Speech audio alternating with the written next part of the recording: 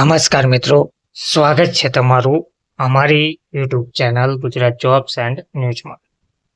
મિત્રો, ગુજરાત રાજ્યના લાખો રેશન કાર્ડ ધારકો માટે એક મહત્વની અપડેટ સામે આવી રહી છે. રેશન કાર્ડ ધારકો કે જેમને ઈ-કેવાયસી હજુ સુધી પૂર્ણ કરી નથી, તેમને ઈ-કેવાયસી પૂર્ણ કરવા તાકીદ પણ કરવામાં આવી રહી છે.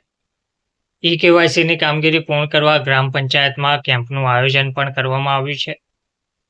તો તલોદ તાલુકામાં રેશન કાર્ડ ધારકોને બાકી રહેલા ઈ-કેવાયસીની કામગીરી પૂરી કરવા માટે તલોદ મામલતદાર અને તલોદ તાલુકા વિકાસ અધિકારી દ્વારા ઝડપી કામગીરી પૂરી કરવા માટે પ્રયાસો હાથ ધરાયા છે. મામલતદાર શિલ્પાબેન જોશી દ્વારા જણાવવામાં આવ્યું છે કે તાલુકામાં રેશન કાર્ડની ઈ-કેવાયસીની કામગીરી માટે નાયબ મામલતદાર, પુરવઠા અને સસ્તા અનાજની દુકાનોના સંચાલકો દ્વારા પ્રયાસો કરવા છતાં પણ રેશન કાર્ડ ધારકોની ઉદાસીનતાના કારણે હજુ કામગીરી બાકી રહી ગઈ છે. આ કામગીરી આગામી 30 એપ્રિલ સુધીમાં પૂર્ણ કરવાનો લક્ષ્યાંક આપવામાં આવ્યો હતો.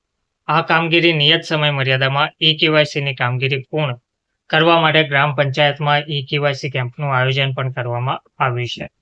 આગામી 30 એપ્રિલ સુધીમાં ઈ-કેવાયસી ના કરનાર રેશન કાર્ડ ધારકને 1 મેથી અનાજ સહિતનો પુરવઠો આપવામાં નહીં આવે તેમ તેમણે વધુમાં જણાવ્યું છે. તો ઈ-કેવાયસીનો લક્ષ્યાંક પૂર્ણ કરવા મામલતદાર અને તાલુકા વિકાસ અધિકારી આદિત્ય મોદી દ્વારા તાલુકાના દૌલતાબાદ, મહિયલ, મુઢાસણા, વલિયમપુરા, રોજટ, સાગપુર, અણિયોટ, ચોરાજીના મોવાડા સહિતના ગામોમાં વિઝિટ કરી બાકી રેશન કાર્ડ ધારકોના ઈ-કેવાયસી પ્રક્રિયા પૂરી કરવા ગ્રામ પંચાયતમાં ઈ-કેવાયસી કેમ્પનું આયોજન કરી બાકી રેશન કાર્ડ ધારકોના ઈ-કેવાયસી પ્રક્રિયા પૂર્ણ કરવામાં આવી હતી. ધન્યવાદ.